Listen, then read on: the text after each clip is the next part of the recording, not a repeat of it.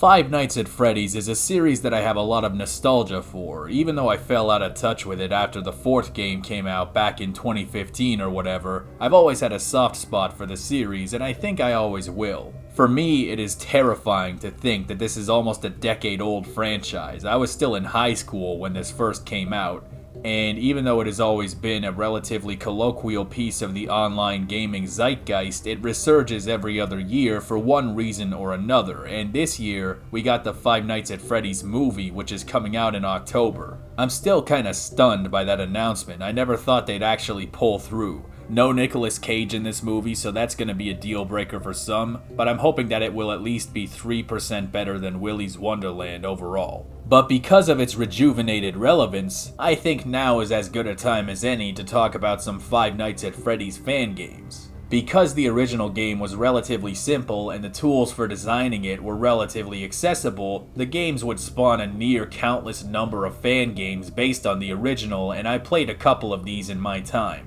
So today is a bit of a nostalgia trip.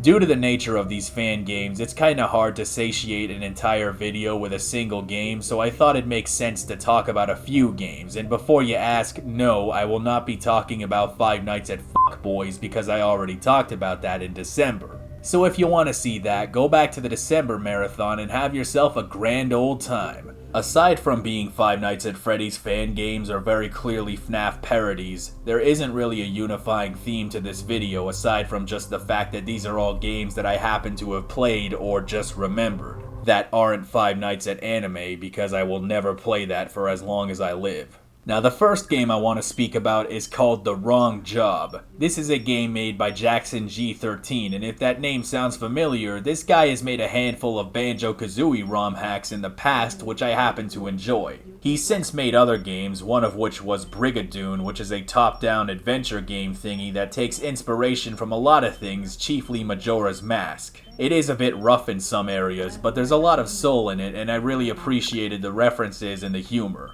If you're curious about Brigadoon, it's on Steam for free, so you can give it a whirl. Vague horror undertones can be seen in some of Jackson's Banjo ROM hacks, so it makes sense that he'd make a FNAF fan game.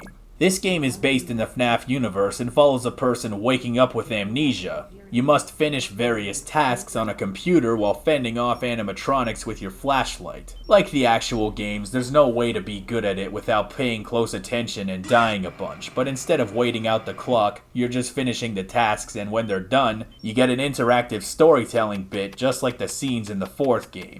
It's fairly basic. You get jump scared by animatronics if you don't fend them off properly or in time, and the Puppet Man turned into a piece of malware that f***s with your computer, which honestly seems on brand with his actual canonical behavior in-universe. The game is supposed to be a tribute to all the mainline games, which I'm only vaguely familiar with after 4. It's pretty simplistic, but I gotta say, having to manually turn around to look at that dark hallway is pretty creepy. And I love how he remembered to add the feature where Toy Freddy's nose makes a sound when you click it.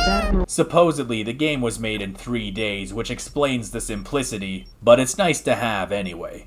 Then there's Five Nights at Treasure Island. This is a FNAF-type game that takes place on Disney's Treasure Island Resort, and if you don't know what that is, it was a resort island theme park that ran from 1974 to 1999, at which point it was shut down for reasons that have yet to be publicly disclosed. In the absence of an official explanation, it became a hotbed for conspiracies and ghost stories, including one surprisingly good creepypasta called Abandoned by Disney, which serves as the vague backdrop to this game. You play as a security guard / investigative journalist guy and possess Disney mascots try to kill you, which is vaguely similar to what happens in the actual story. The production value on this one is incredible to the point that it's nearly unrecognizable from the quaint demo I saw Markiplier playing 300 years ago. As for the game itself, I am not very good at it at all, but as an appreciator of the creepypasta fad, if you will, I can definitely appreciate that angle.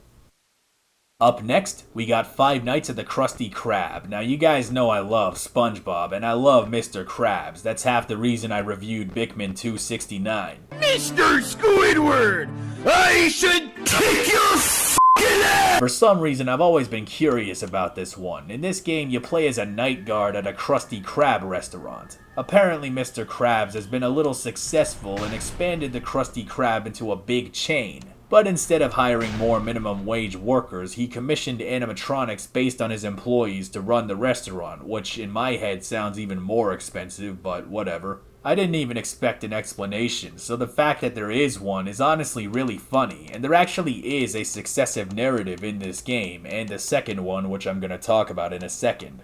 Of course, some things don't really make sense. I'm not sure why he has Patrick and Sandy robots considering they don't work at the Krusty Krab, but there's probably a deep lore reason for that. This game is eerie, but also very funny, because some of the animatronics just look incredibly goofy, especially Squidward. He looks like Drix from Osmosis Jones. When you get jump spooked by these things, it's scary for a fraction of a second, but instantaneously becomes funny as you realize what you were just looking at, which somehow makes it more memorable. This one plays a lot more like the actual Five Nights at Freddy's. You have limited battery and you have to survive until 6 AM, but there are little additions to shake it up, like how some animatronics can mess with the electronics to screw you over. There were actually a couple of SpongeBob ones. The one I remember the most was Five Nights at the Chum Bucket. This one is a lot more impressive for a number of reasons. The story builds directly on the story from the previous game, with your character being the victim of some kind of insidious kidnapping and an evil villain giving you instructions on how to survive, like Saw or something. It's really neat that they went to the trouble of writing a story for this, but chiefly it's the fact that it's far more animated and actually 3D that makes it so much more effective. I think to some extent when you realize that the original FNAF is just a bunch of meticulously utilized high-quality GIFs, it's never as scary anymore. There's a certain fakeness to the Donkey Kong Country approach to 3D that makes it harder to believe, and the more you play it, the more obvious it becomes. This game, at least on its surface level, feels a lot more immersive in comparison. It does look a bit like one of those next-gen TM show-off things, but it actually works for this game. I actually made it to Night 5 before getting killed by Squidward again. I don't know why, but he really has it out for me. Maybe one day I'll go back and finish it. Or maybe scallops might fly out of me pants! Then we got Five Nights at Wario's. Wahaha! Now this one is funny. I just had to play this because of the premise alone. Being trapped in a factory with Wario and Waluigi trying to kill you. I couldn't have asked for a better story. Now the story, I think, is that Wario and Waluigi used to run a factory, but at some point they went missing and or became possessed and started kidnapping other Mario characters and bringing them on board. As usual, the story unfolds through phone conversations day by day. Admittedly, this is not the most polished thing in the world, and I never really got the hang of it, but that's a pretty common and expected theme with these fan games, and otherwise, it's got Wario and Waluigi, and aren't they everyone's favorite characters? One Night at Flumpty's 1 and 2, these might be two of the best spins on the Five Nights at Freddy's idea out there. The characters, from what I understand, are based on an existing webcomic, and the gameplay, although definitely derivative, feels like it has some new twists to it. Right from the beginning, the game tells a story. The floor is littered with garbage, pills, vomit, banana peels, a moldy sandwich, and a human brain. And on the desk, I don't even want to ask what's going on there. The original version of this game had a number of copyrighted characters sprawled all over the desk, but I guess they removed those because they didn't want to get in trouble. Even though it is Five Nights at Freddy's, there are some new ideas here on the gameplay end. The first game, you flip the camera up and down too many times, the clown keeps slowly crawling out of the wall to kill you. The second game, you have to keep running an antivirus on your laptop because one of the characters keeps trying to hack you, and instead of having doors, you have to turn lights on and off, and if the visibility meter gets too high, the mascots break in and rip you a brand new face. Their words, not mine. And carrying all of this is a unique cast of bizarre characters, all uncomfortably brought to life with expressive renditions. It's kind of like if an obscure Newgrounds animation from 2007 that 5 or 6 people remember stumbling upon one caffeinated night and getting traumatized by got turned into a game. But what really puts these games over the edge for me is the fact that they are very playable. I feel like a lot of these games tend to be unbalanced and aren't as polished as they could be. But Flumpty's feels extremely deliberate and tightly designed, and that deserves praise.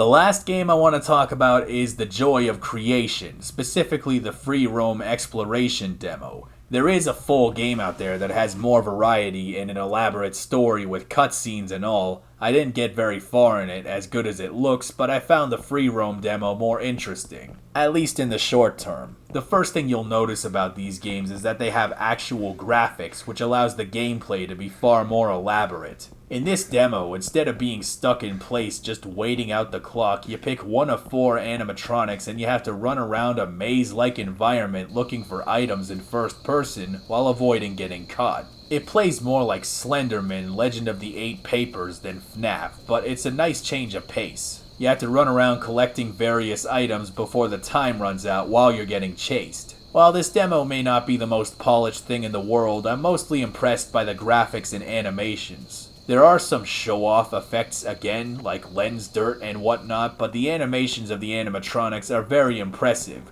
If there are some weird imperfections, they're cleverly masked by the fact that you only see them for a split second. The only way to get good at this game is to keep dying and retrying to memorize where everything is, but the only catch to this is that the item placements are randomized somewhat, which makes it hard, but I guess if it was easy, it'd be too boring. Really, it's the atmosphere that takes the cake, listening for footsteps, seeing the lights of their animatronic eyes shine through the hallway and scare the shit out of you. That is where the game is untouchable.